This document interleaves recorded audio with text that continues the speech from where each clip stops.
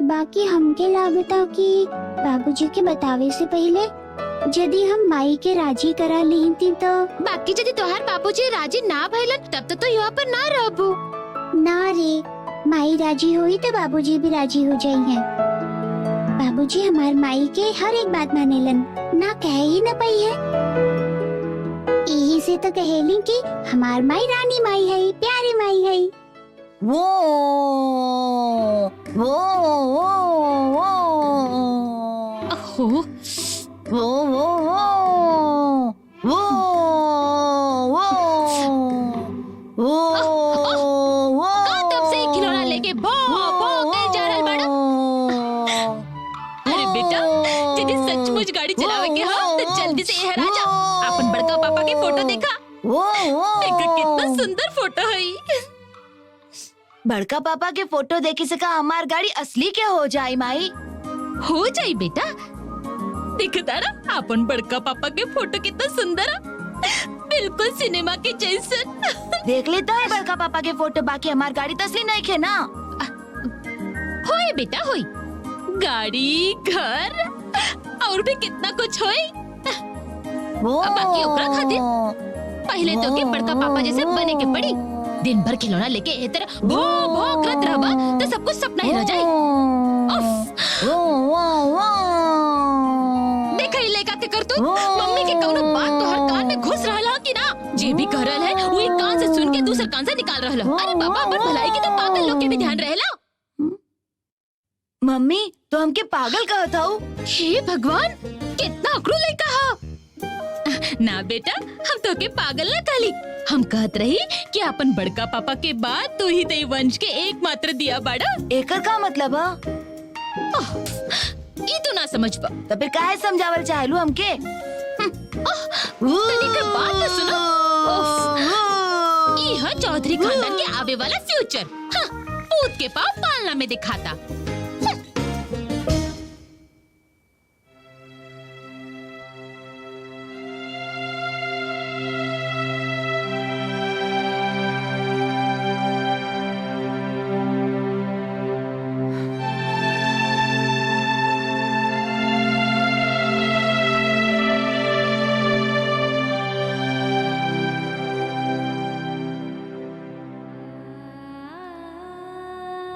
हमके माफ कर दो बेटी। ए बीच हम तो तोहरा पर ध्यान ही ना दिली, ताकि बिल्कुल समय ही ना दिली।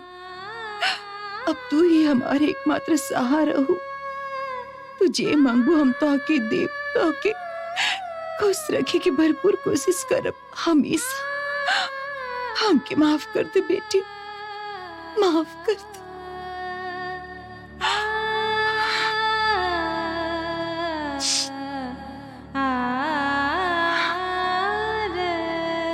अन्नपूर्णा, तू हमके छोड़ के कहीं ना जाइबू ना? बोला ना अन्नपूर्णा, बोला ना अन्नपूर्णा, तू हमके छोड़ के कहीं ना जाइबू ना? अन्नपूर्णा, बोला ना।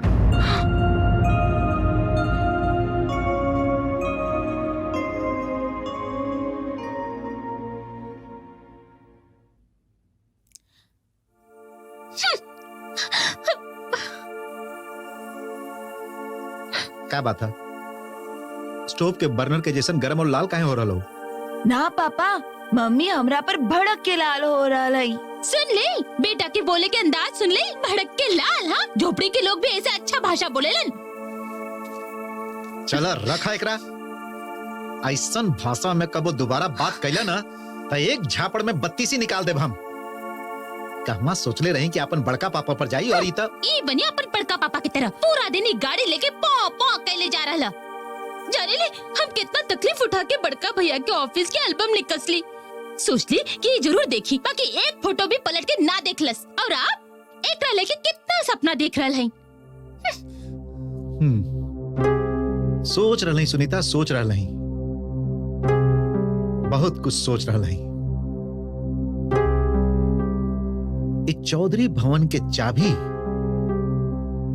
एक दिन तुहार कमर में लटकी, और वो भी बहुत जल्दी। जब तू चलबू तो संगे संगे वो हिली। एहर से ओहर और ओहर से एहर। बाकी एकरा खातिर अपन बेटा के संभारी, आपके अरमान के आंगन में कहीं भूकंप ना आ जाए। पहले सुनामी के तो संभारी, फिर ही भूकंप के बारे में सोचब। उस सुनामी क्या हो? सुनामी है अन्नपूर्णा। ओकर अंदर छिपल बिच्छू के विषैला टंग के हम देख सकत हई। पहले हम ओकरा अनाथ आश्रम भिजवाई, फिर ही खिलौना गाड़ी के सच के गाड़ी कैसे बनावल जा सकेला वो हम जाने नहीं। बाकी सबसे पहले अन्नपूर्णा के निकालब। इहवा पर हम सभे के एगो अलग कहानी है। जीवन के सबसे बड़ा सच तो ई है बहन कि हम सब लोग के पैसा के जरूरत है। पैसा। अच्छा बात ई है कि काम खत्म होखला के बाद सती देवी हम सभे के पूरा पैसा दे दे बेली। 1 रुपया कम भी ना, 1 रुपया ज्यादा भी ना, समझ लो। सती देवी। देखो, यदि दुनिया के मुखौटा पहिरले इंसान लोग से तुलना करबू तो तू भी कहबू कि वो सचमुच में देवी है। वो हम लोग के संगे कभियो बेईमानी ना करेली, कभियो हम लोग के हिस्सा में मुंह ना मारेली। बाहर बिजनेस के नाम पर जे लोग हम लोग के बेवकूफ बनावेलन, चीट करेलन, उ लोग के संगे यदि तुलना करबू तो पाइबू सती देवी सचमुच बहुत अच्छी है।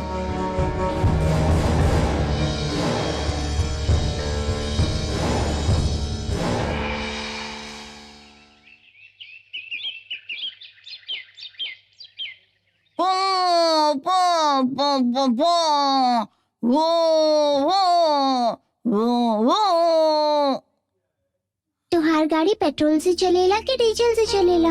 तू कैसे जाने लू कि पेट्रोल डीजल का होला? वारे हम ना जानब, हमार बाबूजी तो ड्राइवर बाड़न, बाबू साहब के ड्राइवर बाड़न। समझ गईली। बाप रे कितना पटर पटर कर रहा है। तू तो नकली गाड़ी चलावत आ रहा, हमार बाबूजी तो असली गाड़ी चलावेलन। तो हर बाप लौट के आई था हमके ड्राइविंग सिखा दे ना। हाँ, पहले बाबूजी के आवे तो दो। हमके समझ में ना आ रहा है कि माई और बाबूजी काहे ना आ रहल बाड़न। हमार माई बहुत सुंदर है, बहुत अच्छी है, एकदम पतला गोल गोल रोटी बना सकेली।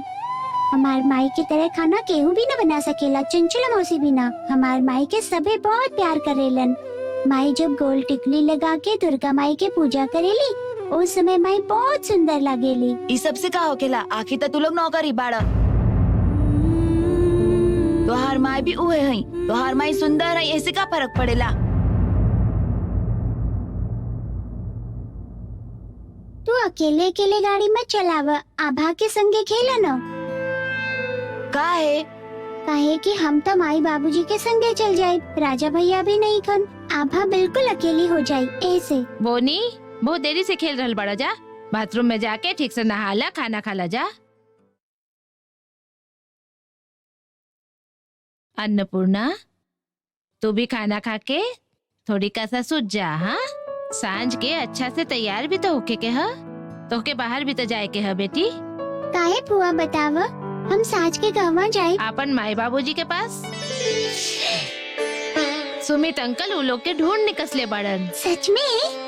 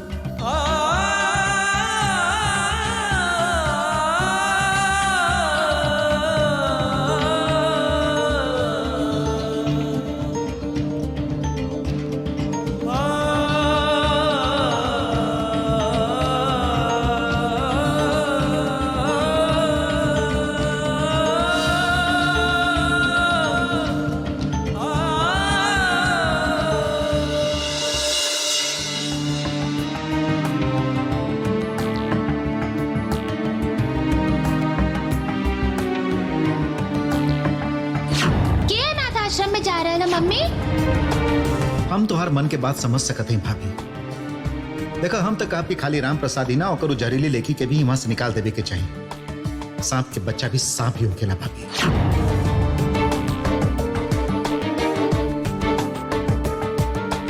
अन्नपूर्णा आभा के कबो अकेली ना होके देई। तो हमेशा हमरा संगे काहे ना रह सकेलो अन्नपूर्णा? बोलो ना, रहबू ना तो हमेशा हमरा संगे? वो लड़की के सड़क पर ढकेल देवे के बात ना कह रहे हैं। देखा इस शहर में बहुत सा अनाथ आश्रम वगैरह है ना, मतलब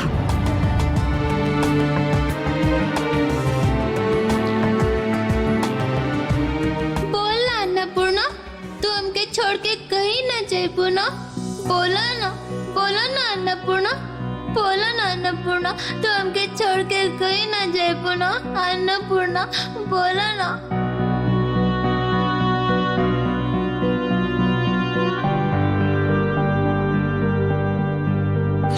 तब तो हमरा से प्रॉमिस करा कि तू हमेशा हमरा संगे रहबू। प्रॉमिस करा।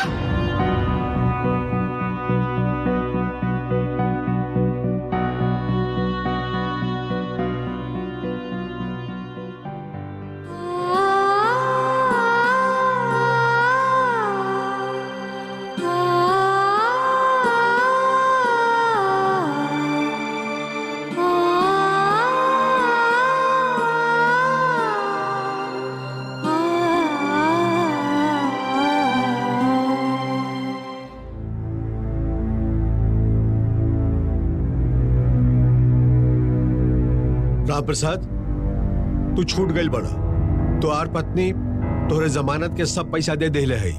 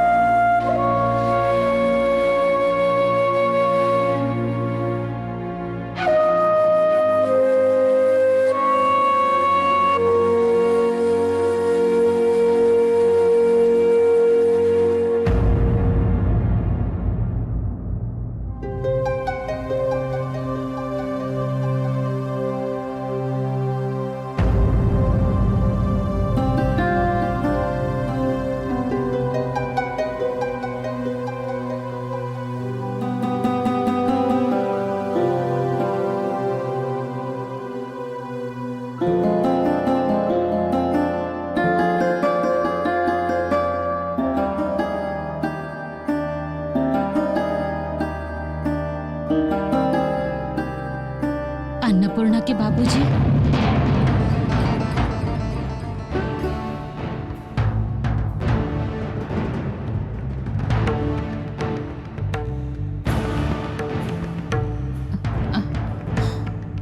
गौरी, गौरी, इतना पैसा तो के कहां से मिलन?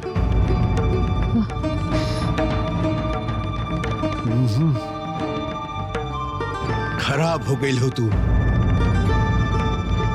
गंदा हो गई हो तू, खुद के बेच चुकल हो तू। तू कैसे कर सके अन्नपूर्णा के माई? ना चाहिए हमके मुक्ति। जितना दिन जियब ये हमें रहो, बाकी तुम्हारी ये गंदा पैसा से हमके मुक्ति ना चाहिए। तो के देख के हमके घिन आ रहा। तू अन्नपूर्णा के बारे में एक बार भी ना सोच लो।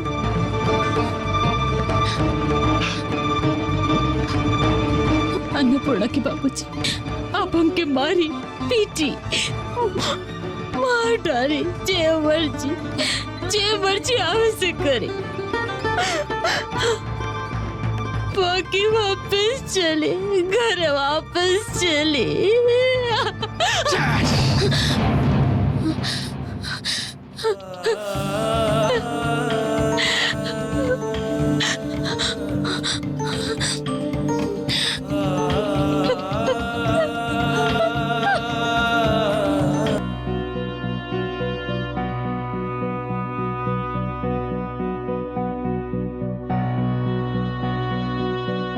काहे फालतू के टेंशन ले रहा है? हम आपके कितना बार समझौले हैं कि अन्नपूर्णा के जे कुछ भी समझावे के रहे हम ओकरा अच्छा तरह से समझा देले हैं। ओकरा के लेके तो कोनो परेशानी होके के ना अरे चाहिए। यह तो परेशानी है, तू का समझावे की जगह पे का समझा दे लिखू भगवाने जानेला। ओह, एकर मतलब आपके हमरा पर बिल्कुल भी भरोसा नहीं खे। सच कहीं हमके बिल्कुल भरोसा नहीं किया। ठीक है, हम चलत हई। अन्नपूर्णा के हम फिर से सब कुछ समझा के आवत हई। अरे अरे अरे अरे अरे ये कहा इतना गुस्सा में दिखाई देत हो, एकर मतलब अच्छा समझा दिलू। हमके एगो बात बतावा, तो गुस्सा में इतना स्वीट कहे लागेलू? नाटक का सुनो चाहले वो बताई। अरे हम कहली ना कि वो लड़की के हम सब कुछ अच्छा तरह से समझा देले हैं। लड़की अपन माई बाप से मिले खातिर इतनी उतावली है कि जहुआ कहब जाए खातिर तैयार है। असल बात ओकरा थोड़ी के बताए कि असल में आप ओकरा अनाथ आश्रम छोड़े जा रहल है। बहुत अच्छा कही। तो फिर देरी कौन बात के जा, आंख में पानी और मुंह पर उदासी लेके ओकर विदाई की तैयारी करा। हम अभी ले आवत है लड़की के।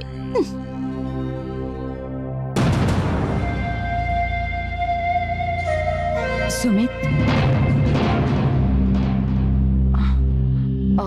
हम एगो बात मतलब। हाँ भाभी, बोला ना, इतना हिचकिचात काहे हो?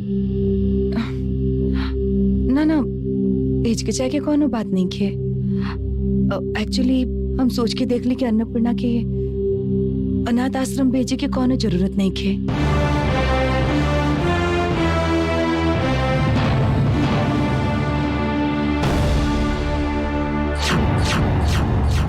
लोग के बाद अब आप हम जाने ली, हमके डिसीजन लेवे में थोड़ी का सा देरी हो गई। बाकी सुमित, हम बहुत सोच विचार करके देख ली कि हमके यह करे के चाहिए। अन्नपूर्णा के घर में रहल बहुत जरूरी है। काहे जरूरी है, कैसे जरूरी है? तू हमके सॉरी, हम तोरा से सवाल ना कर रही, बाकी तनी समझा दे कि काहे जरूरी है। आप भी ना बहुत बहुत घुमा फिरा के बात करेली। दीदी, हम आपके पूरा बात समझावत है। असल में आप ही कहले रही ना कि वो लड़की अपशकुनी है। जितना दिन ये घर में रही, ये घर में शनि देव के प्रकोप रही। अब ऐसा का है जब अचानक वो लड़की के। सुनीता, इंसान के जब खराब समय आवेला तो ओकरा बहुत कुछ सहे के पड़ेला, मान लेबे के पड़ेला। हाँ, हम ही कहले रही कि अन्नपूर्णा आप सकुनी है। बाकी अब हम ही कह रहा है कि ओकरा अनाथ आश्रम भेजे की जरूरत नहीं है। हाँ भाभी, तोहार फैसला ही तो आखिरी फैसला हुई। बाकी रहे द सुमित। अन्नपूर्णा में यदि कोनो अच्छा लक्षण भी ना होके, हम लोग तो है ना, हम लोग पूरा ध्यान रखा कि आगे और कोनो अशुभ घटना दोबारा एक घर में ना घटे। राजा के खून अन्नपूर्णा के बाप कैले हा, ऊ ना, और ओकरा खातिर जेल में सड़ भी रहा। बाकी इस सब के चलते इतनी सी नन्ही बच्ची के इतना बड़ा सजा देवे में हमारा मन हिचकिचा रहा है। सुमित,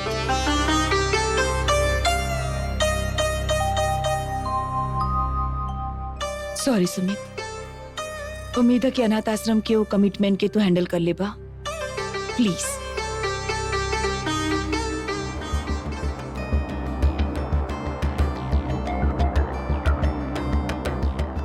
ऐसन का हो गई जे दीदी अचानक ऐसे।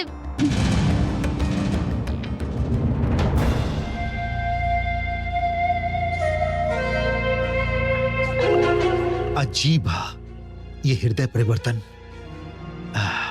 तुम्हारे विवेकानंद की तरह सोच विचार वाला पोच हमरा समझ से बाहर हो।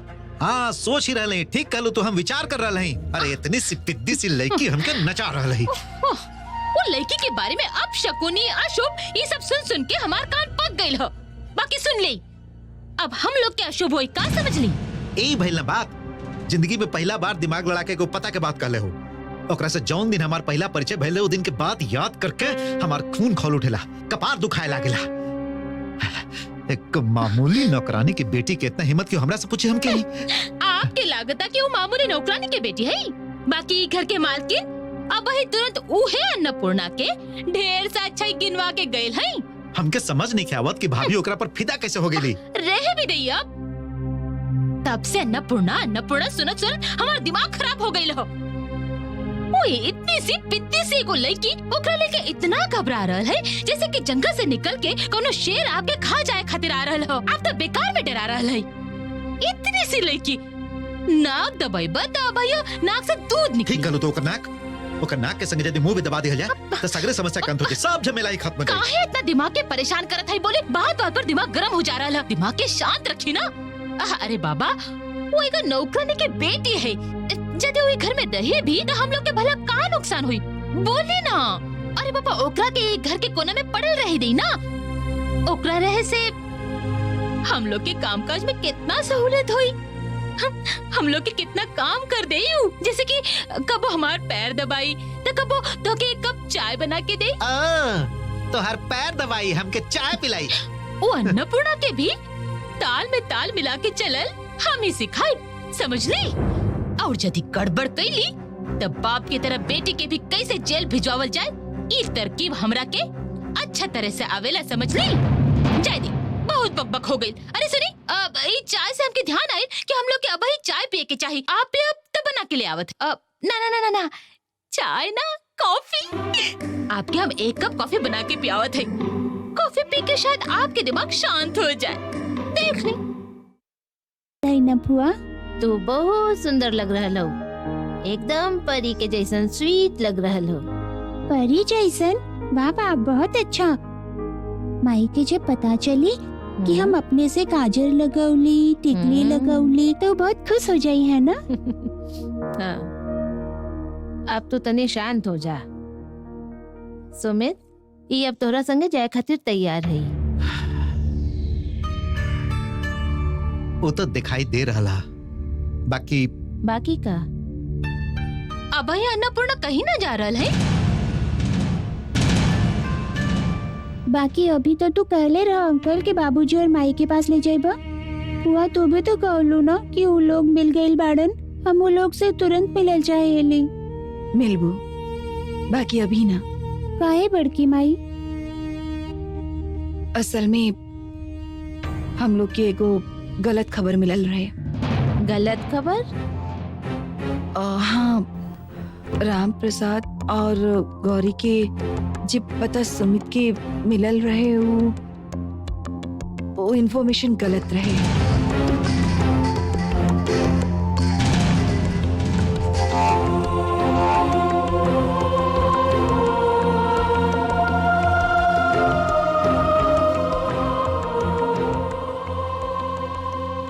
तो कि केहू भी कहीं पर भी ना पहुंचावे चाहिए। माए बाबूजी खातिर मन के दुखी मत करा। जाके आभा के संगे खेला। आभा के भी मन बहुत उदास हो। जाना पड़ा।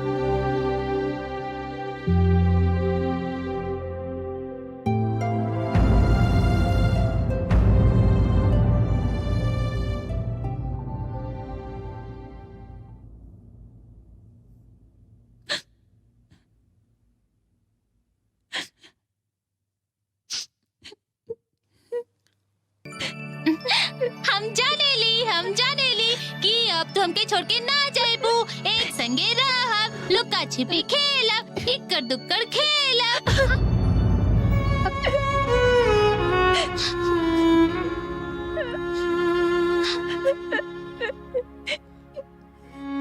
सॉरी, हम तो खाली यही सोचत रहेली कि हम केकरा संगे खेलब।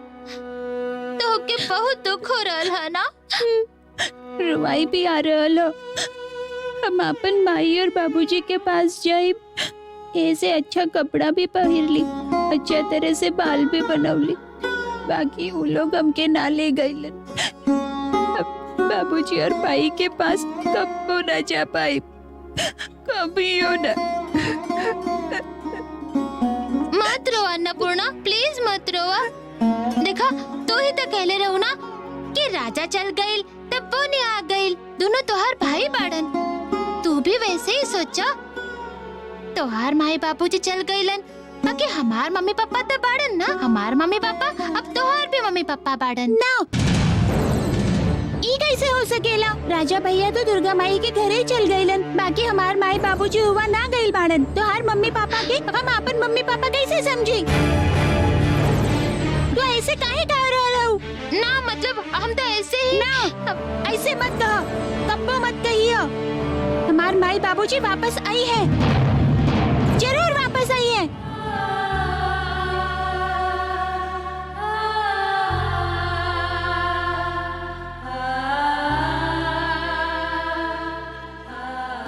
आज भी न आइलू। कट्टी तोरा संगे, कट्टी कट्टी कट्टी।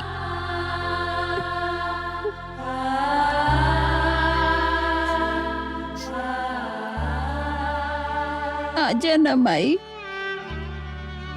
तुरंत आजा, फिर कट्टी ना करब। आवा न माई। हे दुर्गा माई, आप ही हमके रास्ता दिखाए माई। हम अब का करी, का करी हम?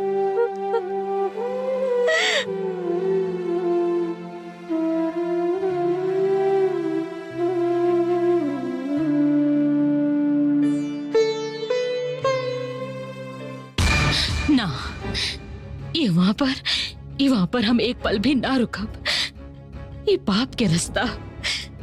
जरूरत पड़ी तो हम लोग के घर के बर्तन मांजब। हम ही पाप के पैसा से अन्नपूर्णा के बाबूजी के कौनो भी तरह से जेल से ना छुड़ा सकेली। एकरा बाद जे भी हुई देखल जाई। सबसे पहले यहाँ से भागे के पड़ी। यहाँ पर अभी बहुत से लोग बढ़े, बहुत ज्यादा रोशनी है। आज भोरे भोरे यहाँ से भागे के पड़ी, हर हाल में भागे के पड़ी।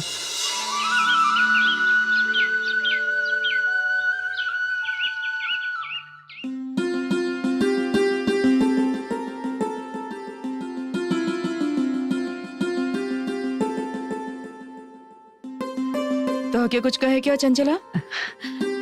ना मतलब कितना दिन बाद आप रसोई में आयल हैं।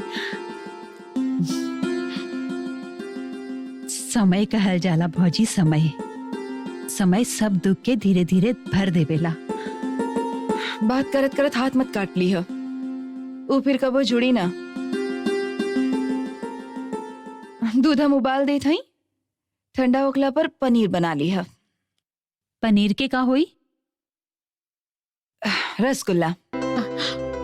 बाप रे, दीदी के एकदम याद है कि हमार पोनी रसगुल्ला बहुत पसंद करेला। अरे दीदी, का जरूरत है बिना वजह इतना परेशान होके? घर में रसगुल्ला बनावे की का जरूरत रहे बोली तो? वो तो बाजार से भी मंगवा सकत रही। बहुत झमेला हो ना। न झमेला के बात नहीं खे, बाकी रसगुल्ला खाई के आभा तो रसगुल्ला के नाम से ही मुंह बनावे लागेली। घर में आभा के अलावे और कोनो बच्चा नहीं खाता? हाँ तो एकदम ठीक है। रसगुल्ला के नाम सुन के आभा मुंह बनावेली और अन्नपूर्णा के मुंह में पानी आ जाला। जाने लू? अन्नपूर्णा खाते रसगुल्ला? रूपम देहि जयम देहि यशो देहि द्विषो जहि। रूपम देहि जयम देहि यशो देहि द्विषो जहि। दुर्गा माई, तू हमरा से नाराज मत होई हो। विश्वास करो, पहला बार हम आभा के संगे ए तरह से बात कइले हई।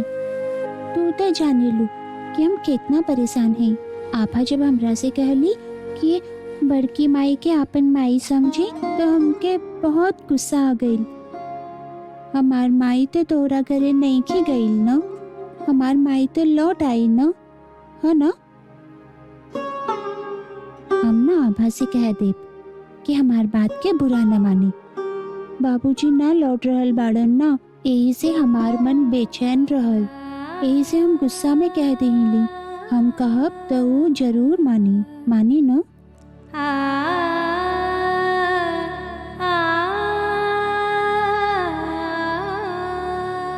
आप ठीक कहत रही, हम नहीं को ऊ है। हाँ, बाकी इतना दिन के बाद ही पता चले कि वजह का है। रसगुल्ला। रसगुल्ला? आपके भौजी मजा से रसगुल्ला बनावे के ऑर्डर दे देली। अच्छा, हमार भौजी रसगुल्ला के ऑर्डर दे ली तो तू काहे कह रहा कि तू ऊ हो? दोनों बात के मतलब का हम ना समझ ली। अब आप भी ना बोली। वो कहा चला ना, त्योहार विनाश करे वाला गोकुल में बड़ा हो रहा था। हमार भी हालत वैसा नहीं है, समझ ली। हम कहवा तो सोचत रही कि भाभी हमार पोने खातिर रसगुल्ला बनावे के ऑर्डर दे रहा है।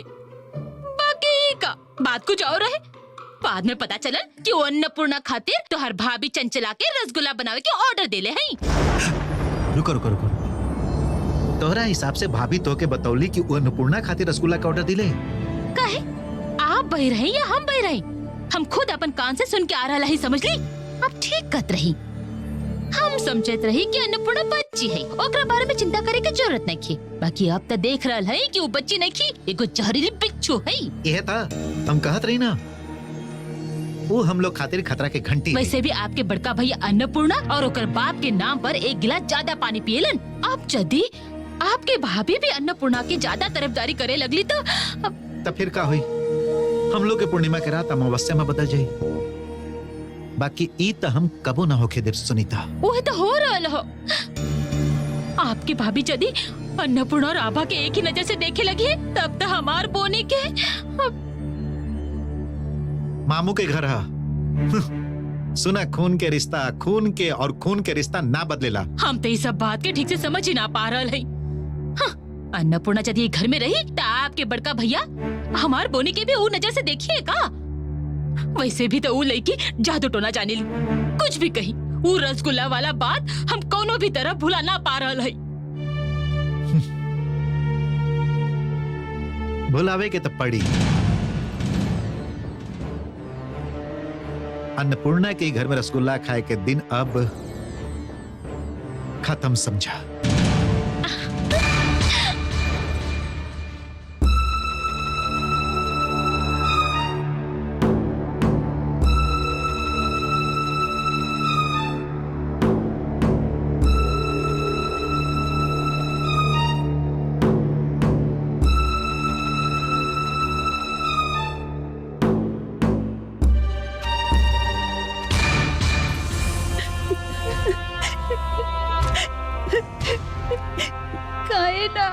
बड़न बाबूजी और माई, हमार बाबूजी और माई के अब ही लाके द। तू बाबूजी और माई के जब तक ना लौटाइबू, हम एवा से एकदम ना हिलब।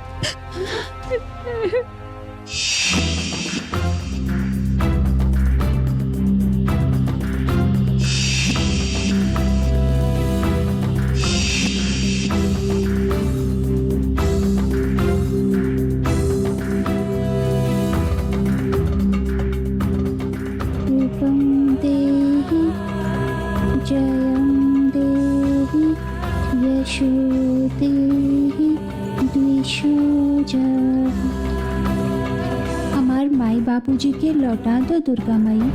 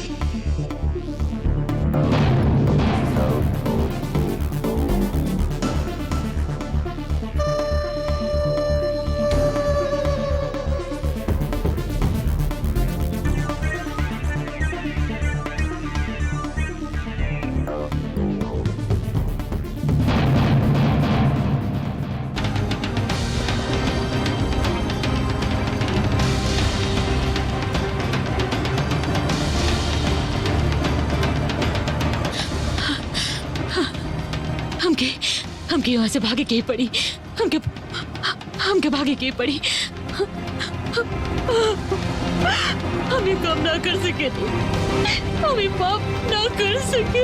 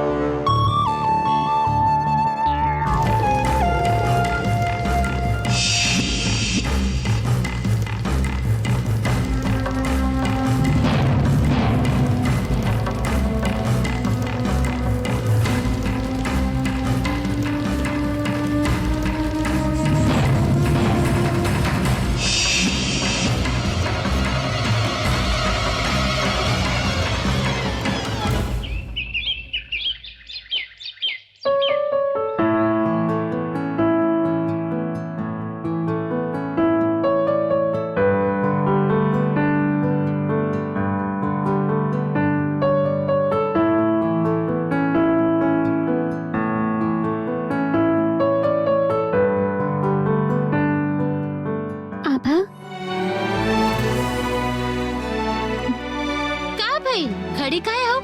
अंदर आवा। आ जाई। काहे ना आइबो? तू सवाल कर रहल हो।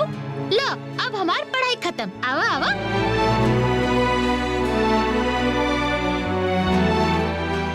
तू हमरा से नाराज तो नहीं खू ना?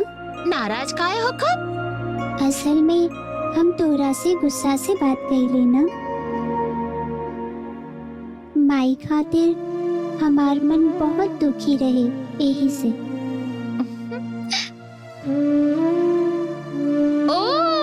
तो तू हमके सॉरी बोले आइला हो? हम तो सब भुला चुकल है। रुका, हम जल्दी से ये सवाल खत्म कर ले, फिर हम तोरा संगे लुका छिपी खेलब, ठीक है?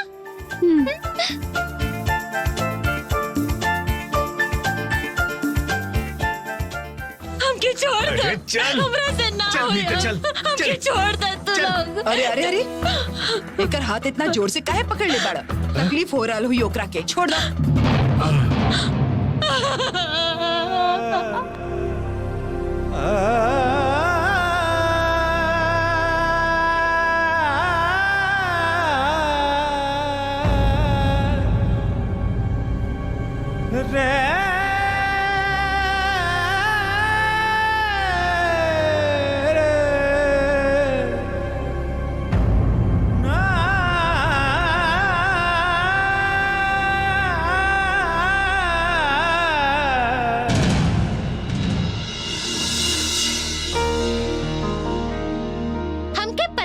कि तोहार मन दुखी हो। देखियो, तोहार माई बाबूजी जल्दी वापस आ जाइए। ईका, तू फिर से यहाँ आ गई लो? तो क्या मना कइले रही ना? हमार कमरा में आई तो का होई? का होई? वो तो हमके दिखाई दे रहल है। किताब समेट के रख दिलू, पढ़ाई लिखाई सब भाड़ में गई। भौजी के पता चल गई तो का होइल जाने लो? ना ना, तू बड़की माई के मत बताइयो। आभा, हम जा रहे हैं। हमके बहुत नींद आ रहल हो। टाटा।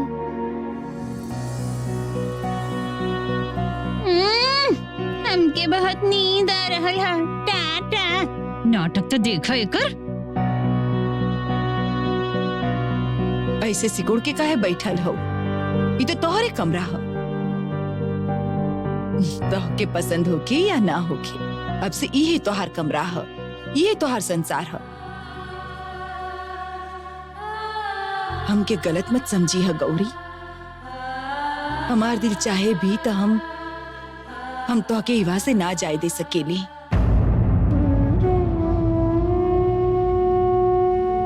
हमार बात तोहके चुप रहल हुई, ये हम जाने ली।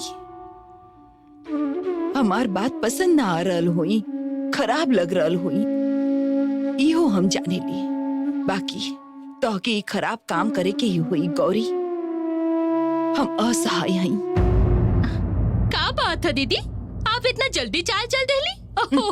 हमके को जोकर मिल जाए तो अच्छा रहित। ये जोकर भी ना बहुत होशियार होखेलन, जाने लो, बिल्कुल राम प्रसाद की तरह।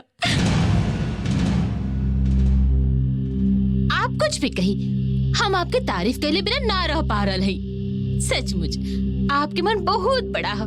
ना तो वो राजा के खूनी के लेकी के आप जे तरह से रख रहल है, यदि हम होती तब तो अपन पता उठावा।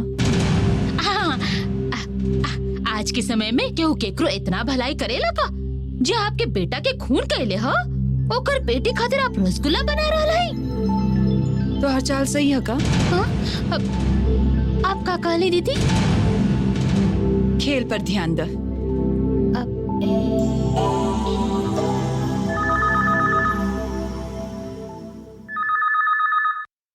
हेलो, का खबर है? सब कुछ ठीक है ना? हाँ सब ठीक है। आपके खातिर एगो सरप्राइज है। दो लोग आपके इंतजार में बैठल बाड़न। हम जाने ले कि का सरप्राइज है। राम प्रसाद और गौरी लौट आइल बाड़न, है ना? ना ऐसा कुछ नहीं है। ओह, आभा के फोन दे सकेलू हाई का आसपास? हाँ थोड़ी का देरी होल्ड करी।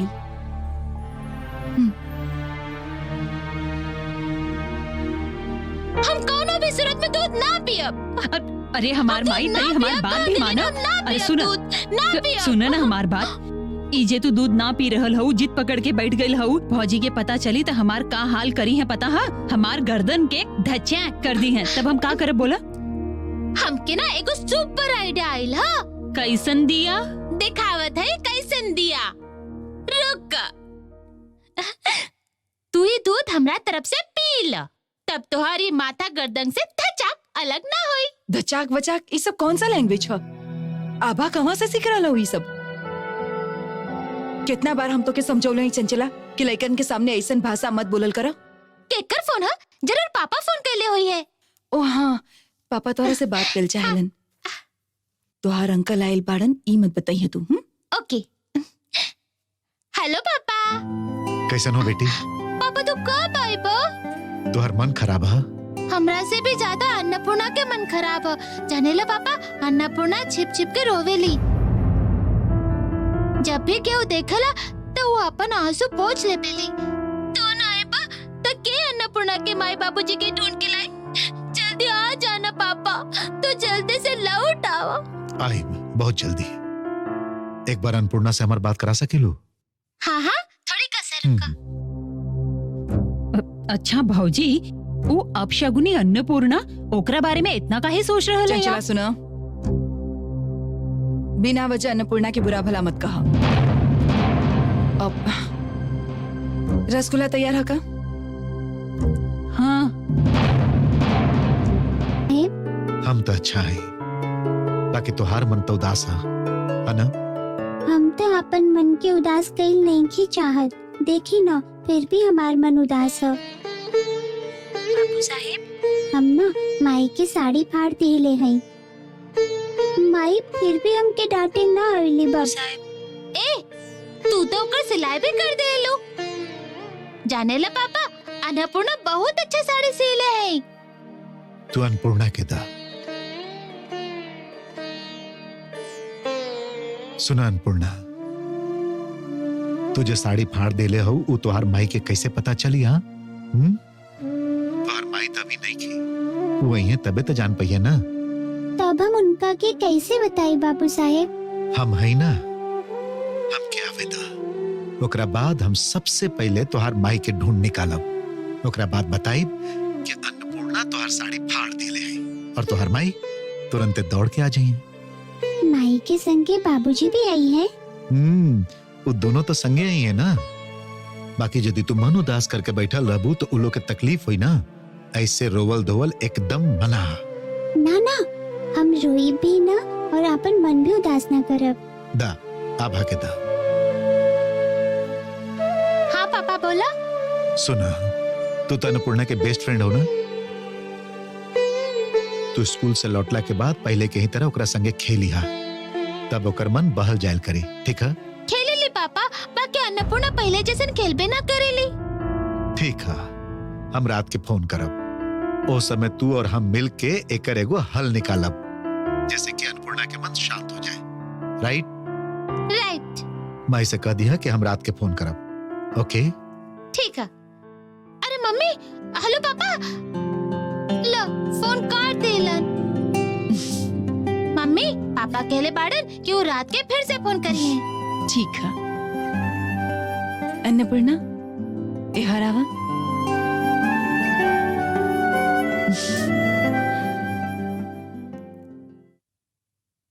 ये सब तोहरा खातिर रहा। देखी तू ये सब कितना जल्दी खा सकेलू।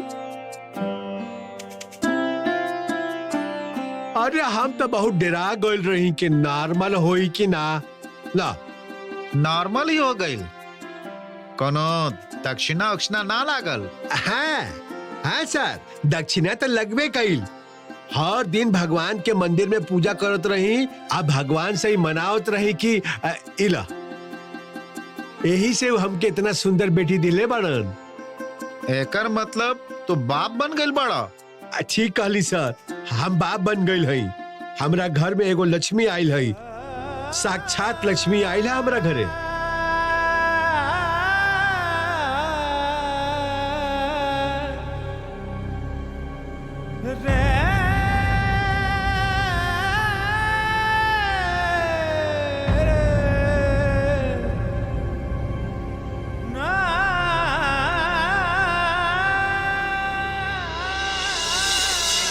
दुर्गा माई, हमार माई और बाबूजी के जल्दी से लौटा दो ना दुर्गा माई। हम कैसे अभी रसगुल्ला खा सकेली? हमरा पास तो अभी माई और बाबूजी नहीं खन, कैसे खाई हम? ये छोट सी लड़की कैसे अकेले रो रहा है? तो बिल्कुल चिंता मत कर अन्नपूर्णा, हम भगवान से तोहरा खातिर प्रार्थना करब। देखिए तोहार माई बाबूजी जल्दी लौट आई है। हाँ, मम्मी तोहरा खातिर प्रार्थना करी और हम दोनों खेलब। तू खेलबा हमरा संगे? हाँ जरूर खेली। बोनी तोरा पास जे कार है ओकरा पर बैठा हुआ एकरा। सुना, तू पीछे बैठिया और हम ड्राइव करब। हमार बाबूजी के जैसन तू चला ही ना पाइबा। जरूर चला पाइप। तू देखिए कि हम चला पाइप की ना। देखिए हम लोग गाड़ी चलावत चलावत बेस्ट फ्रेंड बन जाए। आभा भी हमके बेस्ट फ्रेंड मानेली। बोनी भी तोहार बेस्ट फ्रेंड बन जाए। आभा तो गाड़ी ना चला सकेली ना, जाने लो बोनी बहुत अच्छा गाड़ी चलावेला। बोनी तू अपन गाड़ी में अन्नपूर्णा के चढ़ावा। अन्नपूर्णा द ये प्लेट हमके द, हम एकरा ढक के रख देत हई। गाड़ी चलौले के बाद जब तोके भूख लगे तब तो एकरा खइह। बोनी जा तू लोग खेले जा। चला हमरा संगे खेलबू। चलो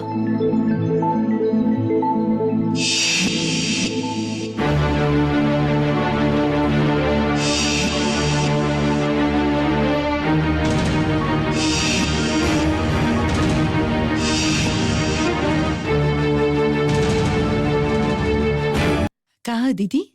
एगो बात है जे तोहके बतावे के है, यही से चलेली। कही ना। अन्नपूर्णा के बारे में तुझे फैसला कैले हो, ओकरा से हम बहुत खुश हई। हमके बहुत अच्छा लागल। ये कहे आयल ही। असल में कहा जाने लो, अन्नपूर्णा के अंदर एगो बहुत अच्छा गुण है। वो आसानी से सबके होके अपना बना लेवेली और ओकरा से होखे या ना होखे सभे के मदद खातिर दौड़ पड़ेली। तो जाने लो का कैले हई, आभा स्कूल खातिर तैयार होकत रही तो वो आभा के मोजा पहरावे के कोशिश करत रही। ना दीदी,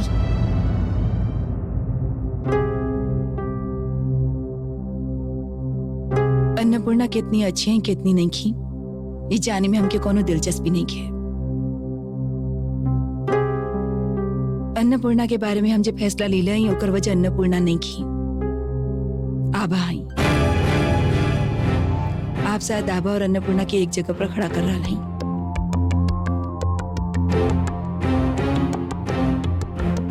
वो दोनों तो बच्ची है ही। ठीक कहली, एकदम ठीक कहली। फिर भी वो दोनों बराबर ना हो सकेली, एक जैसे ना हो सकेली दीदी।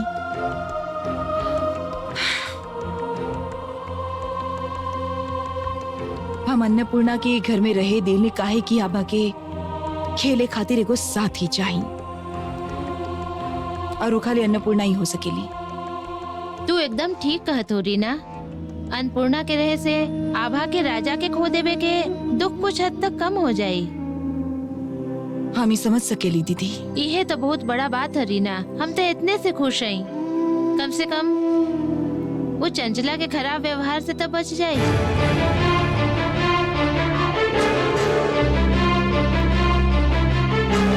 अरे माई आग लग गई। ए भौजी कहवा यहाँ पानी लावा पानी डालो। अरे बाप रे भौजी कहवा आई आप? यहाँ रही। अरे भौजी यहाँ रही। देखिए आग लग गई। अरे भौजी देखी भौजी।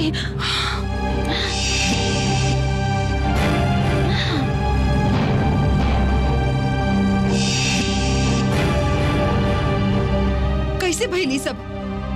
विपिन भैया आपके हाथ न जरल ना? ना भौजी कुछ ना भइल। आग पकड़े से पहले ही हम बुझा देली। तू जा रसोई में जाके ठंडा पानी डाल और दवाई लगावा जा।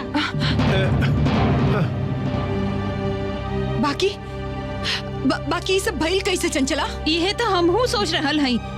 आभा बिटिया यदि कमरा में रहती तो का होखत बोली। चुप प्लीज चुप रहा। रीना प्लीज शांत हो जा। भगवान के आशीर्वाद है हम तो रसोई घर में ही रही। हुआ से आपके बुलावे आवत रही, आके देख ली तो धू आग लग गई है। बाकी आग लागल कैसे? ऐसा आग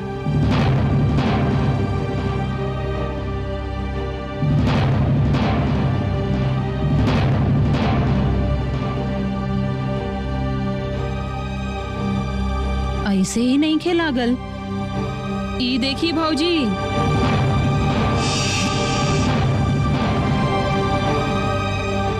दिया ई तो अन्नपूर्णा के है। ई यहाँ पर कैसे आई?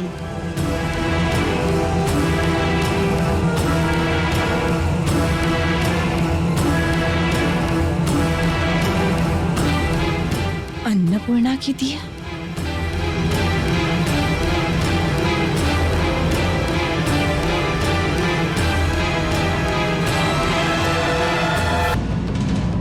भूत आके रख दिलस।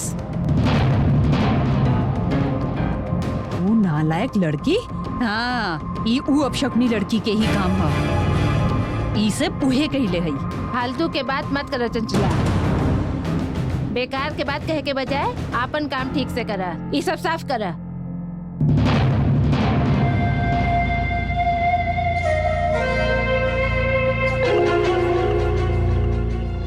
ये अपशकुनी कब घर से जाए के जाने। चल जाए तो जान छूटी। हर दिन कुछ न कुछ बस घटी रहल है।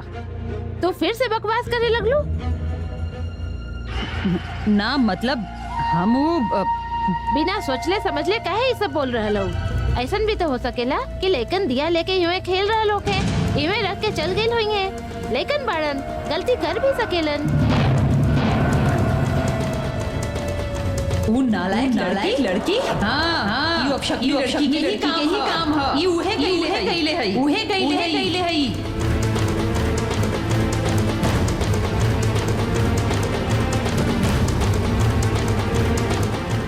दीदी अचानक ऐसे गुमसुम काहे हो गई? थोड़ी का सा देरी हो जाए तो पता ना का होकर कोनो बड़ा दुर्घटना हो जाए तो। मम्मी जैसे जैसे कहली है हम बिल्कुल वैसे नहीं कहली। हम ओकरा संगे पहले दोस्ती कहली, फिर कहली कि चल बाहर चल के खेलल जाए।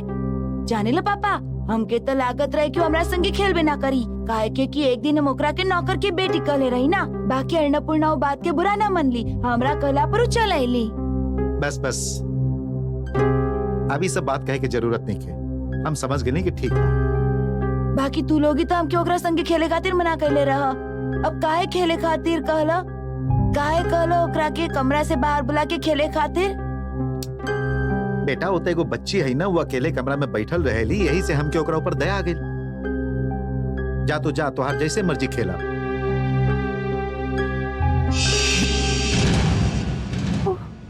कितना बड़का साड़ी हो।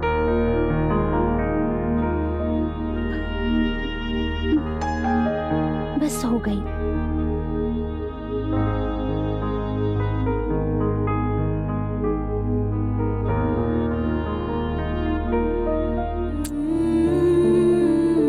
जब तक माई लौट के ना आवेली तब तक ई साड़ी और दिया माई के याद दियावत रही। तू यहाँ पर टंगाइल रहा और दिया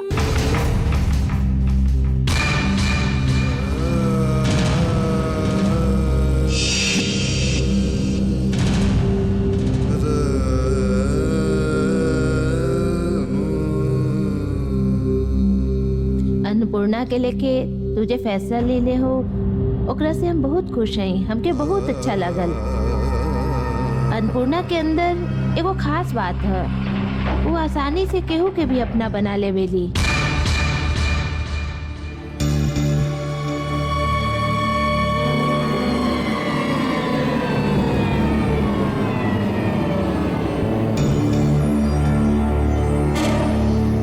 थोड़ी का सा देरी हो जाए तो पता ना का होगा, कोनो बड़ा दुर्घटना हो जाए तो। आभा बिटिया यदि कमरा में रहती तो कितना बड़ा दुर्घटना हो जाई। अन्नपूर्णा के कमरा के दिया एहुआ कैसे आ गई?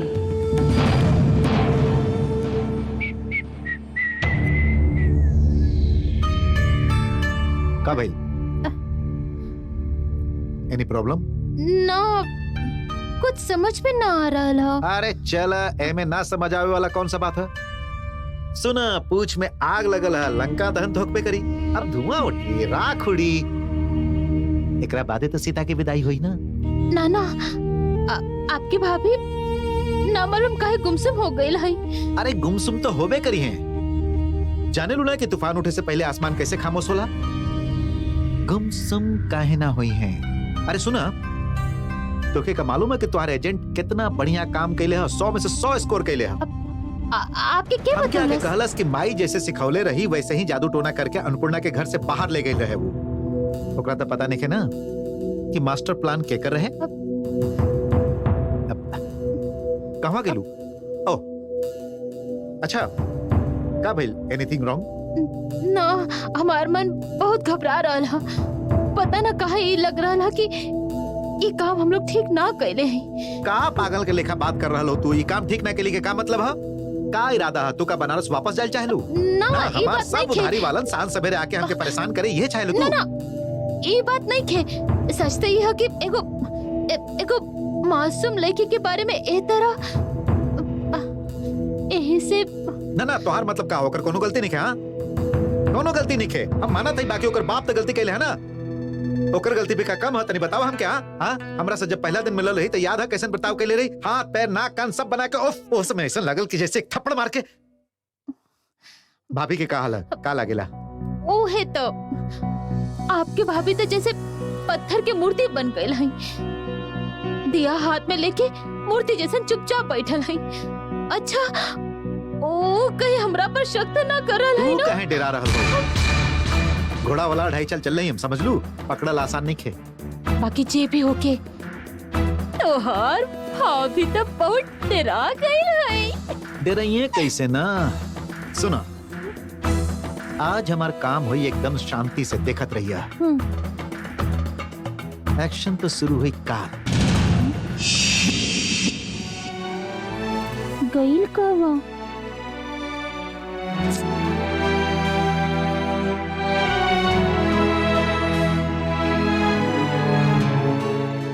बिलाई ले गईल का? ना, बिलाई तो डराइली, नजदीक ही ना आवेली।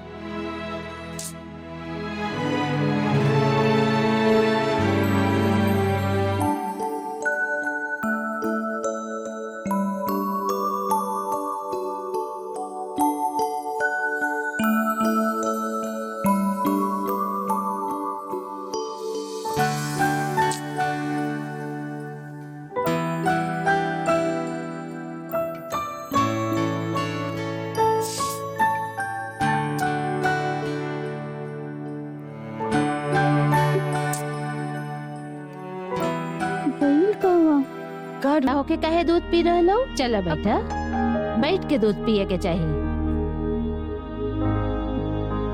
कल कैसे पर्दा में आग लग गई रे बुआ? हमके बहुत डर लग रहा ला, कहीं फिर से आग लग गई तो? अब आग ना लगी। अच्छा आभा, एगो बात बतावा बेटी, वो कमरा में जरूर केहू जरत दिया लेके गई होई है ना? ना तो वहाँ कैसे लग सकेला बतावा? के खेलत रहे? तू, अन्नपूर्णा या बोनी बोला? हाँ, जरूर अन्नपूर्णा लेके आयल हुई है ना? पता ना हो दिया कैसे हमरा कमरा में आयल। हम लोग तो आपस में लुका छिपे खेलत रहे। भौजी ओकरा इतना प्यार करेली, ओकरा खातिर रसगुल्ला बनौली, और वो लड़की इतना नमक हराम, जैसन बाप वैसन होकर बेटी। बेकार के बात मत करा, काम करा जा।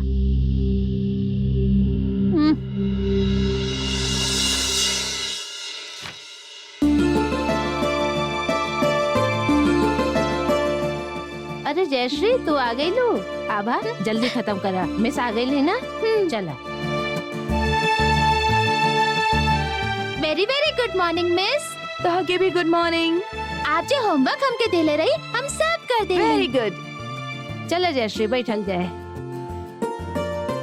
अब बतावा, बैठा। पहाड़ पर छुट्टी कैसे बीतल? बहुत सुंदर दृश्य रहे। टाइगर हिल से कंचनजंगा इतना सुंदर देखात रहे जैसे कि चांदी के मंदिर होके। बहुत सा फोटो खींच ले आपके दिखाई। अच्छा ठीक है। हम लोग के तो नसीब ही फूटल ह, दिन भर खाली काम और काम, कौनो छुट्टी नहीं खे। हम लोग की छुट्टी 1-2 दिन की ना होला चंचला दीदी, गर्मी के छुट्टी पूरा 1 महीना के होखेला। हम सब जाने ली, हम खाली अफसोस करत हई कि बचपन में पढ़ाई लिखाई ठीक से काहे न कईली। चले आभा, हमके इनका दुख और ना बढ़ावे के है। चलो हम लोग पढ़ाई लिखाई कर जाए।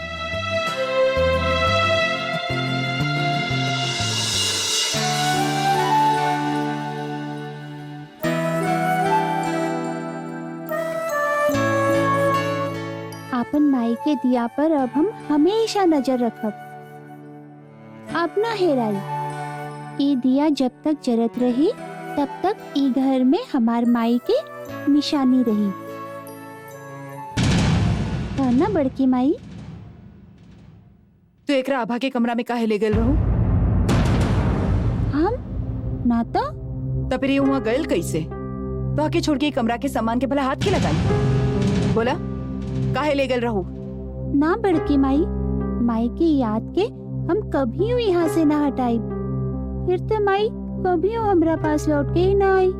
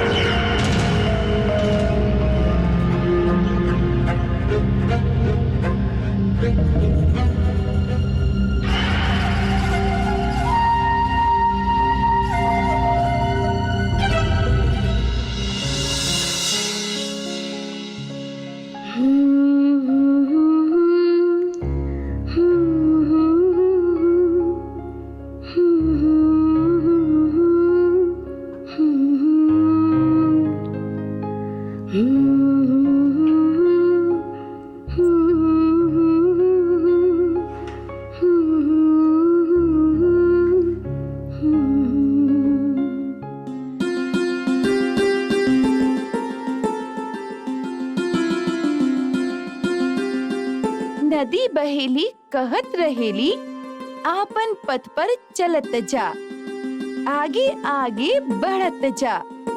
बहुत काम ई जीवन में है, जीवन के बस पढ़त जा। सबक दिहली नदी सभे के, परोपकार बस करत जा। हम लोग एकरा संगे संगे बोलत हई, तब तो के जल्दी से याद हो जाई। मैं परोपकार के मतलब का है? परोपकार मतलब दूसर की मदद कईल। इंसान एक दूसर के काम आवेला तो ओकरा परोपकार कहल जाला। नदी हमेशा दूसर के काम आवेली, जैसे ओकर पानी हम पियली, खाना बनाएली, कपड़ा धोएली। अब हम दोनों रिपीट करब। नदी बहेली कहत रहेली, आपन पथ पर चलत जा, आगे आगे बढ़त जा। बहुत कामी जीवन में है, जीवन के बस पढ़त जा। सबक दिहली नदी सभे के, परोपकार बस करत जा। कह रे, इतना सब हो गईला के बाद भी तू फिर से यहाँ आ गईली? चल जो यहाँ से जो। ई ले ही चाय। तो जाने लो ये कविता? जाने की जरूरत नहीं के, बहुत हो गई, समझ लू। ऐ चल चल यहाँ से। इका अच्छा लग रहा है, इसे सुन रहा है तो ओकरा डांट काहे रहा? आपके नहीं खे पता, बहुत दिन के बाद आप यहाँ पढ़ावे आयल है ना, ये बीच में बहुत कुछ घटना घट गई है, समझ ली आप। ऐ चल चल यहाँ से। हमके थोड़ी का देरी रहे देना ना तो के रहे की जरूरत नहीं के, फिर से कौन हादसा हो जाये, कौन जाने का होई। चला यहाँ से, चला।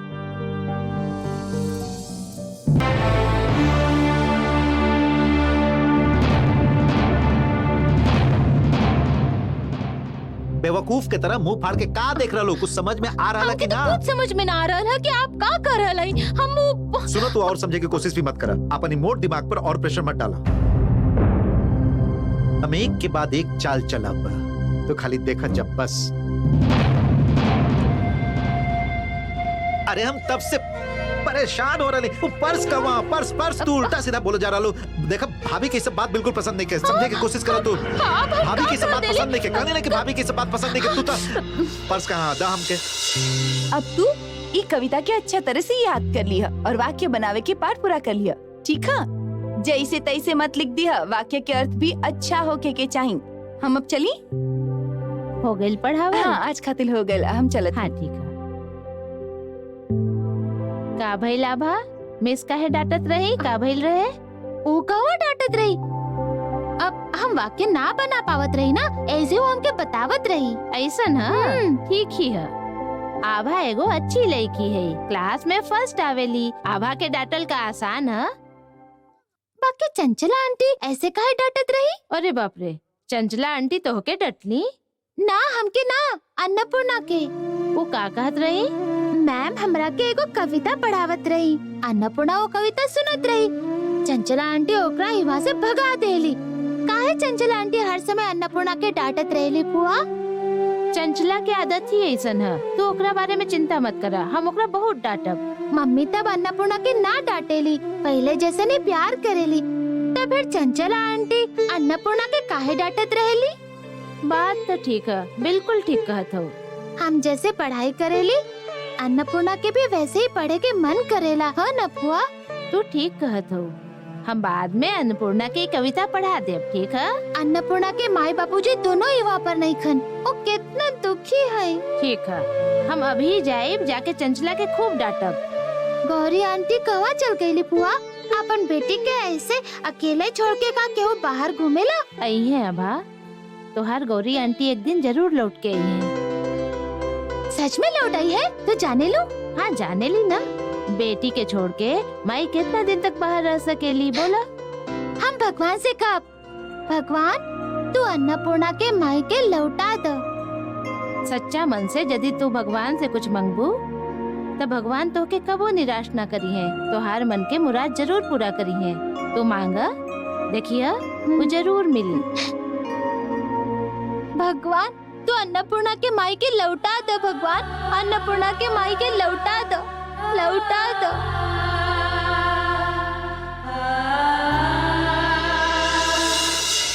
फिर से तू वह बात कर रहा हो ना, कहिए मत।